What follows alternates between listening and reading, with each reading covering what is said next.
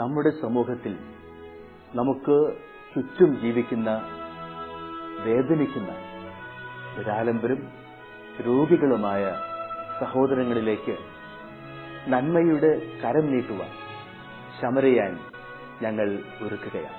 പങ്കുവയ്ക്കുന്ന ക്രൈസ്തവ സ്നേഹത്തിന്റെ ഈ മഹനീയ സാക്ഷ്യാനുഭവത്തിലേക്ക് ഏവർക്കും സ്വാഗതം.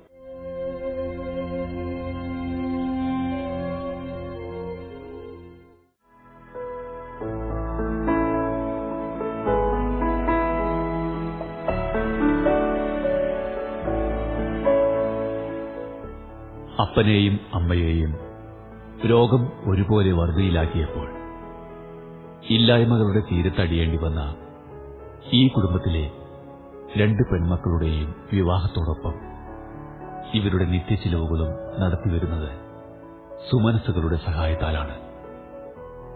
കഷ്ടതകളുടെ ഈ നടുത്തളത്തിലേക്ക് ഏവർക്കും സ്വാഗതം.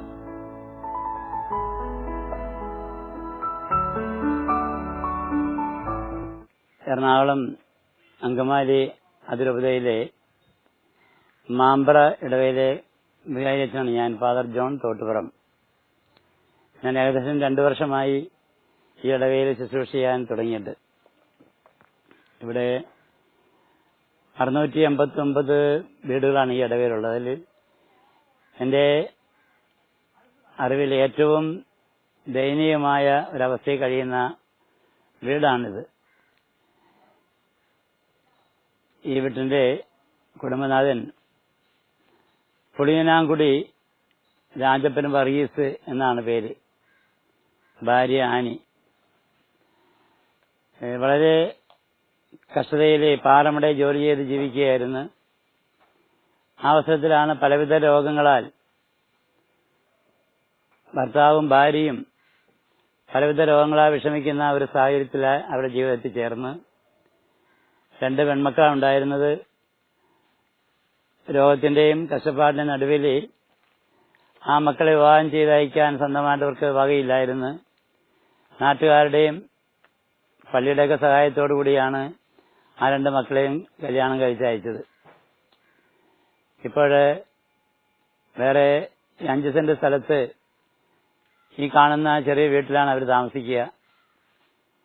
ഉപജീവനത്തിനോ മരുന്നിനോ മറ്റൊന്നിനും യാതൊരു വിധത്തിലുള്ള സഹായം, വരുമാന മാർഗമില്ലാതെ കഴിയുന്ന ഈ കുടുംബം അനേകരുടെ കാരുണ്യം കൊണ്ട് മാത്രമാണ് അവരുടെ അത്യാവശ്യ ചെലവുകൾ നടന്നു പോകുന്നത്.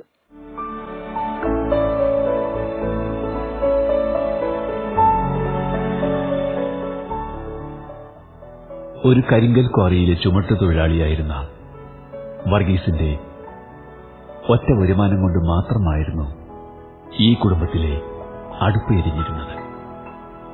എന്നാൽ 7 വർഷങ്ങൾക്ക് മുമ്പ് ഇദ്ദേഹത്തിനുണ്ടായ ഒരു ചെറിയ വയറുവേദനയാണ് ഈ കുടുംബത്തിന്റെ തകർച്ചകൾക്ക് തുടക്കം കുറിക്കുന്നത്. എന്റെ പേര് ആയിനി. ഞാനും എന്റെ ഭർത്താവും ആണ് ഈ ഭവനത്തിൽ ജീവിക്കുന്നത്. എനിക്ക് 2 പെൺമക്കളാണ്. എന്റെ ഭർത്താവിന് കിഡ്നിയുടെ അസുഖത്താൽ വയറുവേദനയായിരുന്നു തുടക്കം. ഞങ്ങൾ ഈ കറുകുറ്റി ഒരു ഹോസ്പിറ്റലിൽ ചെന്ന് ചെക്കപ്പ് എല്ലാം നടത്തിയപ്പം സ്കാൻ ചെയ്തു കൊണ്ടുവരാൻ പറഞ്ഞു. സ്കാനിങ്ങിന് ഞങ്ങൾ എല്ലപ്പി പോയി സ്കാനിങ് കഴിഞ്ഞ് വന്ന് ആ റിപ്പോർട്ട് കാണിച്ചപ്പം ഞങ്ങളോട് പറഞ്ഞു, പിന്നെ ചേട്ടന് കിഡ്നിയുടെ അസുഖമാണ്, അതിനാ ഒത്തിരിയേറെ പൈസയുടെ ആവശ്യങ്ങൾ വരുന്നുണ്ട്. അപ്പൊ നിങ്ങൾ എത്രയും പെട്ടെന്ന് തന്നെ തൃശ്ശൂർ മെഡിക്കൽ കോളേജിലേക്ക് പോയിക്കൊള്ളാൻ പറഞ്ഞു. അപ്പൊ അന്ന് ചേട്ടന്റെ മടയിൽ പണിയണ ആ വ്യക്തിയാണ് ഞങ്ങളെ അവിടെ എത്തിച്ചത്. അവിടെ ചെന്ന് ചെക്കപ്പും കാര്യങ്ങളെല്ലാം ചെയ്തു കഴിഞ്ഞപ്പോൾ ഞങ്ങളോട് പറഞ്ഞു കിഡ്നിക്ക് പ്രശ്നമാണ്, ഇപ്പൊ തൽക്കാലത്തേക്ക് നിങ്ങൾ മരുന്നുമ്മ തന്നെ തുടർച്ചയായിട്ട് കഴിക്കുക, ആ മരുന്നിനാണെങ്കിൽ ഒത്തിരി പൈസയാണ്. അപ്പൊ എല്ലാ മാസവും അവിടെ പോയി ചെക്കപ്പ് ചെയ്ത് മരുന്ന് കഴിച്ചുകൊണ്ടിരിക്കുവായിരുന്നു.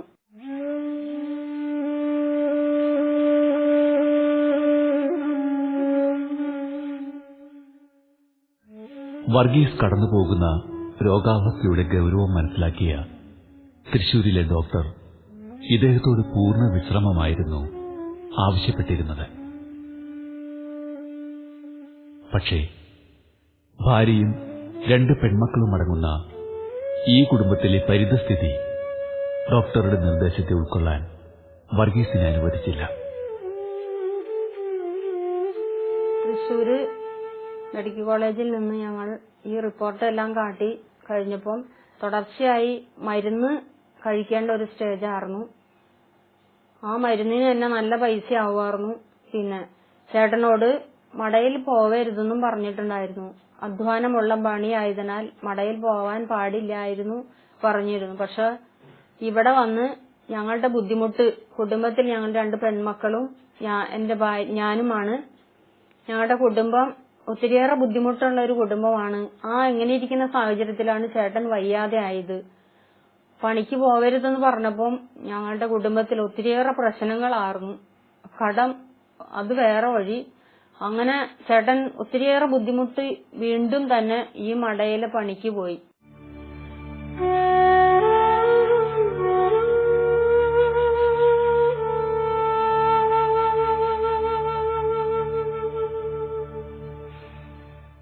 തൃശ്ശൂർ മെഡിക്കൽ കോളേജിലെ ഡോക്ടർ പറഞ്ഞു, എന്നോട് ഭാരപ്പെട്ട പനി കൊടുക്കരുത്, കുറെ നാൾ മരുന്ന് കഴിക്കേണ്ടി വരും എന്ന് പറഞ്ഞു. പക്ഷെ ഞാൻ വീട്ടിൽ വന്ന് കുറച്ച് ദിവസം മരുന്ന് കഴിച്ചു. പിന്നെ എന്നെ സഹായിക്കാനോ പിടിക്കാനോ ആരും ഉണ്ടായില്ല. ഞങ്ങൾക്ക് ബന്ധുക്കാരോ അങ്ങനെ ആരും ഉണ്ടായില്ല. ആകെ ബുദ്ധിമുട്ടുള്ള കുടുംബമായിരുന്നു. പക്ഷെ 2 മക്കളെ പഠിപ്പിക്കണം, എല്ലാ കാര്യങ്ങൾക്കും ഭയങ്കര ബുദ്ധിമുട്ട്, ചെലവും കാര്യങ്ങളൊക്കെ വന്നു. മരുന്ന് മേടിക്കാനും പൈസ കൂടുതൽ വന്നു. അതുകൊണ്ട് ഞാൻ വീണ്ടും കുറച്ച് ദിവസം പണിക്ക് പോയി. അധ്വാനപ്പെട്ട പണിയാണ്, കല്ലുപൊട്ടിയിലാണ്. അപ്പൊ അതുകൊണ്ടായിരിക്കാം ഭയങ്കര ബുദ്ധിമുട്ട്. ഡോക്ടറിനോട് പറഞ്ഞായിരുന്നു ഭാരപ്പെട്ട പണിയൊന്നും എടുക്കരുതെന്ന് പറഞ്ഞായിരുന്നു. വീണ്ടും ഞാൻ ചെയ്ത് ഇറങ്ങി. അപ്പൊ പണിസ്ഥലത്ത് മുതലാളിയും പറഞ്ഞു, മുതലാളി ഡോക്ടർ പറഞ്ഞിട്ടുണ്ടായി, ഇങ്ങനെ പണിക്ക് പോകരുന്ന് ഇറക്കരുത്, ഭാരപ്പെട്ട പണി എടുക്കരുതെന്ന് പറഞ്ഞിട്ടുണ്ടായി. ബുദ്ധിമുട്ടുകൊണ്ട് വീണ്ടും ഞാൻ ഇറങ്ങി. അവിടെ ചെന്നപ്പോൾ വീണ്ടും വയറുവേദന കൂടി. വീണ്ടും ഞാൻ ഇവിടെ വീട്ടിൽ വന്നു. ഭാര്യനും കൊണ്ട് ഹോസ്പിറ്റലിൽ ചെന്നു. ഹോസ്പിറ്റലിൽ ചെന്നപ്പോൾ പറഞ്ഞു, സംഗതി ആകെ ബുദ്ധിമുട്ടാണ്. അപ്പൊ ഇനിയിപ്പോ പ്രകൃതി ഡയാലിസിസ് മാത്രമേ ചെയ്യാൻ പറ്റുള്ളൂ. അതുകൊണ്ട് അവിടെ നിന്ന് കേരളത്തിൽ തന്നെ ഡയാലിസിസ് തുടങ്ങി.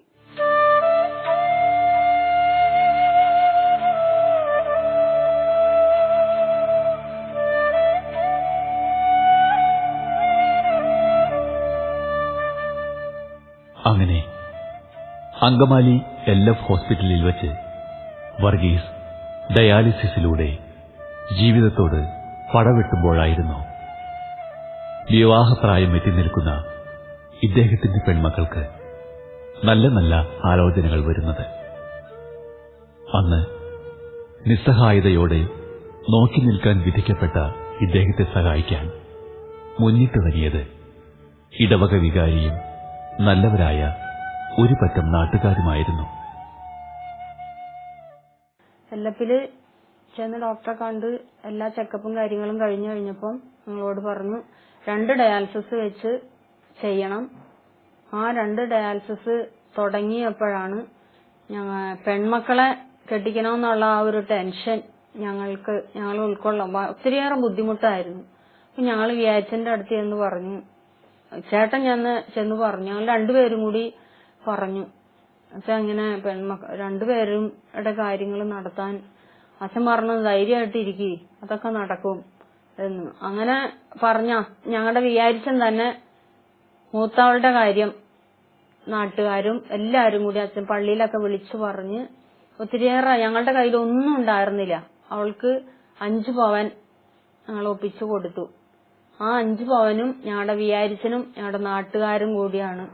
ഞങ്ങളുടെ കയ്യിൽ ഒന്നുമില്ല എന്ന് പറഞ്ഞാൽ ഒരു 5ന്റെ പൈസ പോലും ഞങ്ങളുടെ കയ്യിലില്ലായിരുന്നു. അവളുടെ കാര്യം ഭംഗിയായിട്ട് ദൈവം നടത്തി തന്നു. അതേപോലെ തന്നെ ഇളയവളുടെ കാര്യവും ഞങ്ങൾ വിചാരിച്ചതിന്റെ അടുത്ത് എന്ന് പറഞ്ഞ് വിചാരിച്ചെന്ന് തന്നെ അവൾക്ക് വേണ്ട എല്ലാ സഹായങ്ങളും ഞങ്ങളുടെ നാട്ടുകാരും ചെയ്തു. രണ്ടുപേരെയും ഈ അസുഖമായിരിക്കുമ്പോ തന്നെ അയച്ചിരുന്നു. ഇതിലൊന്നും ഞങ്ങൾക്ക് ദൈവം ഞങ്ങളെ കൂടുതൽ അനുഗ്രഹിക്കുകയാണ്.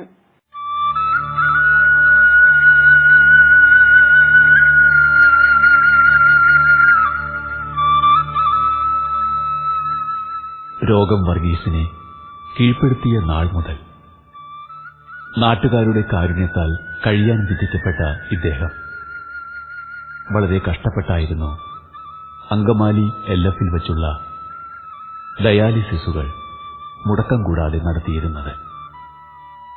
ഈ നിസ്സഹായാവസ്ഥ കണ്ടറിഞ്ഞ അങ്കമാലിയിലെ ഡോക്ടർ ഈ കുടുംബത്തിന് ചെയ്തു കൊടുത്ത ആ വലിയ സഹായമാണ് ഈ കുടുംബത്തിന്റെ പരാധീനതകൾക്ക് കുറച്ചെങ്കിലും അറുതി വരുത്തിയത്. 1.5 വർഷം LF-ൽ ചെയ്തു കഴിഞ്ഞതിന് ശേഷം ഡയാലിസിസിന്റെ എണ്ണം കൂട്ടേണ്ടി വന്നു. അതിന് ഞങ്ങൾക്ക് ഒത്തിരിയേറെ ബുദ്ധിമുട്ടായിരുന്നു. അവിടെ LF-ലെ ഡോക്ടർ വഴിയാണ് ഞങ്ങൾക്കൊരു ദൈവം പോലെ ഞങ്ങൾ ആലുവ ഗവൺമെന്റ് ഹോസ്പിറ്റലിലേക്ക് മാറ്റിയത്. അവിടെ ഡയാലിസിസ് ചെയ്യുകയാണെങ്കിൽ നിങ്ങൾക്ക് ഒത്തിരിയേറെ ബുദ്ധിമുട്ട് കുറയും. പിന്നെ പൈസയുടെ പ്രശ്നമായാലും നിങ്ങൾക്കത് ഒത്തിരിയേറെ സഹായമാണ്. അങ്ങനെ പറഞ്ഞ് LF-ലെ ഒരു ഡോക്ടർ വഴിയാണ് ഞങ്ങൾ ആലുവ ഗവൺമെന്റ് ഹോസ്പിറ്റലിലേക്ക് മാറ്റിയത്. ഇപ്പോൾ 3 ഡയാലിസിസ് അവിടെ തുടങ്ങുകയാണ്. ഒരു 7 വർഷത്തോളമായി ഞങ്ങളിപ്പോൾ ഈ ഡയാലിസിസ് തുടങ്ങിയിട്ട്. ഇതിന് ഞങ്ങൾക്ക് ഒത്തിരിയേറെ ബുദ്ധിമുട്ടുണ്ട്. കാരണം ഈ വ്യക്തിയെ അവിടെ കൊണ്ടുപോകാനൊക്കെ ഒത്തിരി ബുദ്ധിമുട്ടാണ്. ഞങ്ങൾ ഈ ആലുവയിൽ ഡയാലിസിസ് ചെയ്തുകൊണ്ടിരിക്കുമ്പോൾ തന്നെ BP പലപ്പോഴും കുറഞ്ഞിട്ടുണ്ട്. ആ കുറയുമ്പോൾ തന്നെ അവര് ഈ ആംബുലൻസ് വിളിച്ച് അവര് LF ഹോസ്പിറ്റലിലേക്ക് കൊണ്ടുവരും. കൊണ്ടുവന്നാൽ അവരവിടെ തന്നെ 2 ദിവസമെങ്കിലും അവിടെ അഡ്മിറ്റ് ആക്കും. അഡ്മിറ്റ് ആക്കി കഴിഞ്ഞാൽ പിന്നെ ഒത്തിരിയേറെ പ്രശ്നങ്ങളാണ്. ആ ദിവസങ്ങളിലെല്ലാം മരുന്നുകൾ ഒത്തിരി വേണ്ടി വരും. പിന്നെ ഈ വ്യക്തിയെ ഞങ്ങൾ ആസ്പത്രിയിൽ കൊണ്ടുപോകുന്നത് ഓട്ടോ വിളിച്ചാണ്. കാരണം ഓരോ ദിവസവും BPയുടെ കാര്യം ഇപ്പോൾ കൂടുതൽ പ്രശ്നങ്ങളാണ്. എല്ലാം ഇപ്പോഴും തന്നെ ഓട്ടോ വിളിച്ചാണ് ഇപ്പൊ ഞങ്ങൾ അങ്ങോട്ടും ഇങ്ങോട്ടൊക്കെ പോകുന്നത്.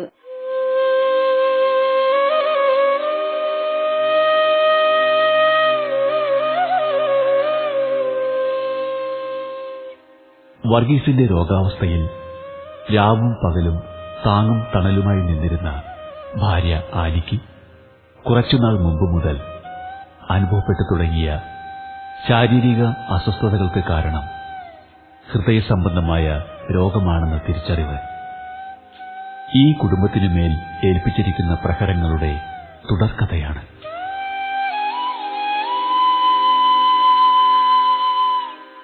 ചേട്ടന് ഈ വയ്യാണ്ട് ഇരുന്നതിനിടയിലാണ് ഞാൻ മഞ്ഞുമ്മൽ മോളുടെ വീട്ടിലേക്ക് ഒരു ദിവസം പോവുമായിരുന്നു.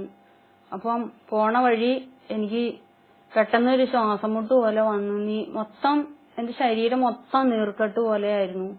അപ്പം പോണ വഴി തന്നെ അവരുടെ ആസ്പത്രി മഞ്ഞുമ്മൽ ആസ്പത്രിയിലേക്ക് പോയി.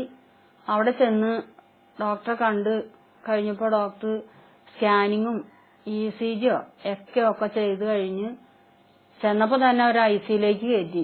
മൊത്തം നീരാർന്നു. അപ്പൊ പറഞ്ഞു എല്ലാ ചെക്കപ്പും കഴിഞ്ഞപ്പോ പറഞ്ഞു ലെൻസിൽ വെള്ളം കെട്ടുണ്ട്, പിന്നെ ഹാർട്ടിന് പ്രശ്നമുണ്ട്. ചേട്ടൻ ഈ വയ്യാതിരുന്ന ചേട്ടനാണ് എന്റെ കൂടെ വന്നതും ICUയിൽ നിന്നതെല്ലാം. അപ്പൊ അത് കഴിഞ്ഞപ്പിനെയാണ് മോളെ വിളിച്ച് മോള് വന്നത്. അങ്ങനെ 7 ദിവസം മഞ്ഞുമ ആസ്പത്രിയിൽ കിടന്ന് എല്ലാം ഒത്തിരിയേറെ പൈസ അവിടെയായി. ഈ ചേട്ടന്റെ മരുന്നിനടയ്ക്കാണ് എനിക്ക് ഈ ചികിത്സയും കാര്യങ്ങളൊക്കെ 27,000 രൂപയോളം ആ 7 ദിവസം കൊണ്ട് എനിക്ക് ചെലവേണ്ടി വന്നു.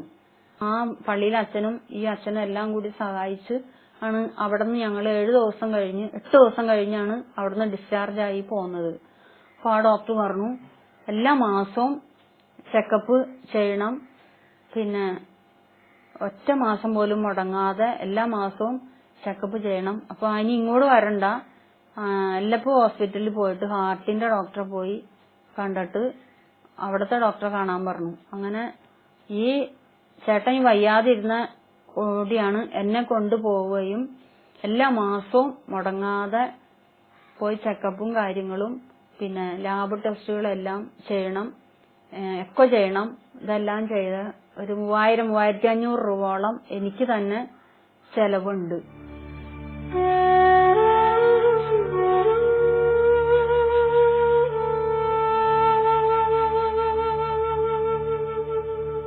ഞങ്ങളുടെ കൊച്ചുവണ്ണ് ഒരേ അപേക്ഷകൾ ഞങ്ങൾക്ക് എഴുതി തരും. അത് ഓരോ പള്ളികളിലൊക്കെ ഞങ്ങൾ പോകാറുണ്ട്. അത് പുള്ളിക്കാരിക്ക് പോണത്. എനിക്കെനിക്ക് പോകാൻ പറ്റില്ല, കാരണം ഭയങ്കര വേദനയൊക്കെയാണ്. പോകാൻ സേറിയും പോകാൻ പറ്റില്ല. പുള്ളിക്കാരിക്ക് പോയിട്ടിരുന്നത്. അതിടയ്ക്ക് അച്ഛൻ ഉപ്പിട്ട് തരും ഞങ്ങൾക്ക്. അപ്പൊ അവിടെ ചെന്നാലും അത് 500-1000 രൂപ ഓരോ പള്ളികളിൽ ഞങ്ങൾക്ക് കിട്ടുകൊണ്ടിരുന്നതാണ്. അതുകൊണ്ട് ഞങ്ങൾക്ക് വരുമാനമാണ്. ഞങ്ങൾക്ക് കഞ്ഞി വെച്ച് കുടിക്കാൻ അതുകൊണ്ടൊക്കെ ഞങ്ങൾ മരുന്ന് മേടിക്കലും ഒക്കെ ഞങ്ങൾ നിർത്തി പോയിട്ടിരുന്നത്. ആ കാലഘട്ടത്തിലാണ് പുള്ളിക്കാരിക്ക് 5 മാസം മുമ്പ് പുള്ളിക്കാരിക്ക് പെട്ടെന്ന് ഒരു അസുഖം വന്നു, ഹാർട്ടിന്റെ ഒരു പ്രശ്നം വന്നു. അത് മഞ്ഞുമ ഹോസ്പിറ്റലിൽ പോയി. അതിനും 3500 രൂപ മേലെ വരും. എനിക്കാണെങ്കിൽ ഒരു 10,000 രൂപ അടുത്ത് വരും. മൊത്തം ഒരു 14,000 രൂപ ഉൾപ്പെടെ മരുന്നിന് തന്നെ ഞങ്ങൾക്ക് 2 ആൾക്കും കൂടി വരുന്നുണ്ട്.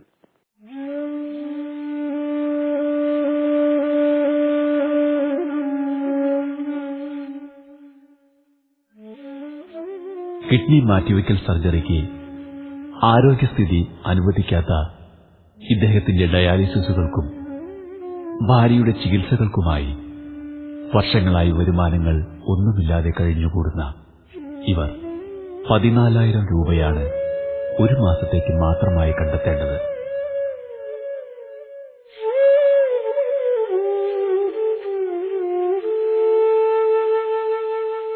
കിഡ്നി മാറ്റിവെക്കാനായിട്ട് ഞങ്ങൾ നോക്കിയിരുന്നെങ്കിലും പക്ഷെ ചേട്ടന് ആരോഗ്യസ്ഥിതി മോശവും പിന്നെ പ്രഷറിന്റെ പ്രശ്നത്താലെ മാറ്റിവെക്കാൻ ഞങ്ങൾ ഒരുങ്ങിയില്ല. അതിനുള്ള സാമ്പത്തികം ഞങ്ങൾക്കില്ല. എന്റെയും ചേട്ടന്റെയും മരുന്നിനു കൂടി ഒരു 13,000 രൂപ 14,000 രൂപയോളം വരും ഒരു മാസത്തെ മരുന്നിന്റെ ചെലവ് തന്നെ. അത് തന്നെ ഞങ്ങൾക്ക് താങ്ങില്ല. ഈ ഒത്തിരിയേറെ പ്രശ്നങ്ങള് ആയിട്ട് ഞങ്ങളുടെ ജീവിതം മുന്നോട്ട് പോവുകയാണ്. അതിനിടയിലാണ് ചേട്ടൻ ഈ വയ്യാതിരുന്ന സാഹചര്യത്തിലും ഒത്തിരിയേറെ പൈസയുടെ പ്രശ്നങ്ങളും ആയിരിക്കുന്ന സമയത്താണ് എന്റെ ഈ അവസ്ഥയും കാരണങ്ങളും. എന്റെ ചികിത്സയ്ക്ക് വേണ്ടി തന്നെ ഇത്രയും പൈസ വേണ്ടി വരും. ഞങ്ങളുടെ നാട്ടുകാരുടെ അടുത്ത് തന്നെ ഇപ്പം ചെല്ലാൻ ബുദ്ധിമുട്ടുണ്ട്. കാരണം ഞങ്ങൾ എപ്പോഴും ഇങ്ങനെ സഹായം ചെന്ന് ചോദിക്കുമ്പോൾ ജനങ്ങൾ തരും. പക്ഷെ പോകാനായിട്ട് മനസ്സിൽ വിഷമം. കാരണം ഒത്തിരി ആയി ഞങ്ങൾ ഇങ്ങനെ സഹായം ചോദിക്കൽ തുടങ്ങിയിട്ട്. നാട്ടുകാരുടെ സഹായത്താലെയും ഞങ്ങളുടെ വിചാരിച്ചന്റെ സഹായത്താലെയാണ് ഞങ്ങൾ ഇതുവരെയും ജീവിച്ചത്. ഇനി ഞങ്ങൾക്കുള്ള ജീവിതം നിങ്ങളുടെ കൈകളിലാണ്. നിങ്ങളുടെ നല്ല മനസ്സുള്ള മക്കളെ ദൈവം ഞങ്ങൾക്ക് കാണിച്ചു തരട്ടെ. ഞങ്ങളുടെ ഈ സാഹചര്യത്തില് നിങ്ങളുടെ എളിയ സഹായം ഞങ്ങൾ അപേക്ഷിക്കുകയാണ്. അതിന്റെ ഒപ്പം ഞങ്ങൾ ദിവസവും കരുണകൊന്ത നിങ്ങളെപ്പോലെയുള്ള നല്ല മക്കൾക്ക് വേണ്ടി ഞങ്ങൾ കാഴ്ചവെക്കുകയാണ്. നിങ്ങളുടെ സഹായം ഞങ്ങൾ എപ്പോഴും യാചിക്കുകയാണ്, അപേക്ഷിക്കുകയാണ്. ഞങ്ങളെ സഹായിക്കാൻ നല്ല മനസ്സുള്ള മക്കളെ ഞങ്ങൾക്ക് തരാൻ വേണ്ടി ഞങ്ങൾ യാചിക്കുകയാണ്. ഈ എളിയ കുടുംബത്തിന്റെ അപേക്ഷ നിങ്ങൾ തള്ളിക്കളയരുത്.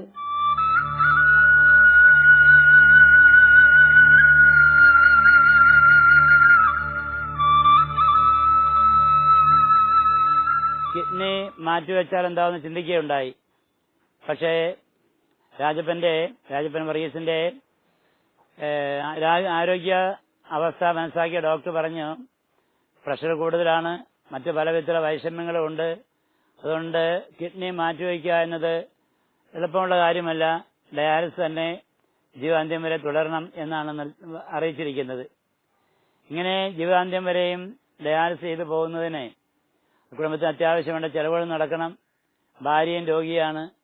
ഇങ്ങനെയുള്ള ഈ ദയനീയ അവസ്ഥയിൽ പള്ളിയിൽ നിന്നും നാട്ടുകാരിൽ നിന്നും സാധിക്കുന്ന സഹായങ്ങളെല്ലാം ചെയ്യുന്നുണ്ടെങ്കിൽ തന്നെയും ഉദാരമതികളായ നാട്ടുകാരുടെ ആത്മാർത്ഥമായ സഹകരണവും ആത്മാർത്ഥമായ പ്രാർത്ഥനയും കൊണ്ട് മാത്രമേ ഈ നാട്ടിലെ ഏറ്റവും അവശത അനുഭവിക്കുന്ന ഈ കുടുംബത്തിന്റെ ജീവിതാവസ്ഥ ഏകദേശമെങ്കിലും സമാധാനത്തോടെ മുന്നോട്ട് കൊണ്ടുപോകാൻ സാധിക്കുകയുള്ളൂ.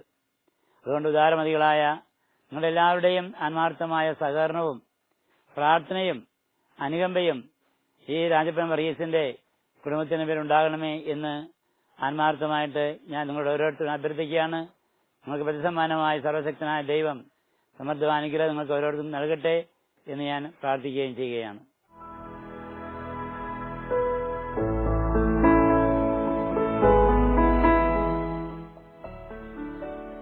വർഷങ്ങളായി രോഗത്തിന്റെ ആധിപത്യത്തിലൂടെ കടന്നുപോകുന്ന വർഗീസിന്റെ കുടുംബത്തെ സഹായിക്കാത്തവരായി ഇനിയാരും ഈ മാമ്പറക്കരയിലുണ്ടാവില്ല. രോഗത്തിന്റെ ആഘാതം ദിനംപ്രതി വർദ്ധിച്ചു വരുമ്പോൾ ഒരു കൈ സഹായത്തിനായി മുട്ടിവിളിക്കാൻ ഇനി ഇവർക്ക് മുമ്പിൽ അറിയാവുന്ന വാതിലുകളൊന്നുമില്ല. ഈ അവസ്ഥയിൽ നമ്മിലെ നന്മയുടെ വാതിൽ ഇവർക്കായി തുറന്നിടാം. സഹായത്തിന്റെ സാന്ത്വനത്തിനായി കേഴുന്ന ഈ കുടുംബത്തിന്റെ നിസ്സഹായതയിലേക്ക്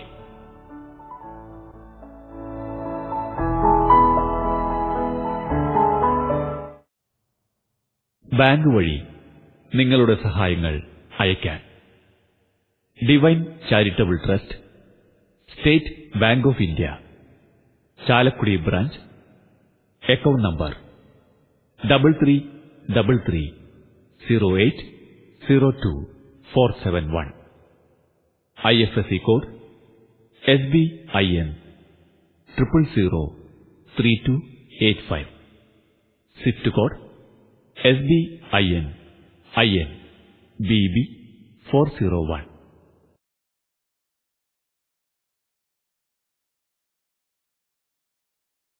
വിശദ വിവരങ്ങൾക്ക് Samaritan divine charitable trust, father Augustine Valluran BC, care of divine vision, divine media complex, Muringoor PO, Chalakudy, Thrissur, Kerala. Pin 680309. Phone 048027000893. Email mail@goodnesstv.tv.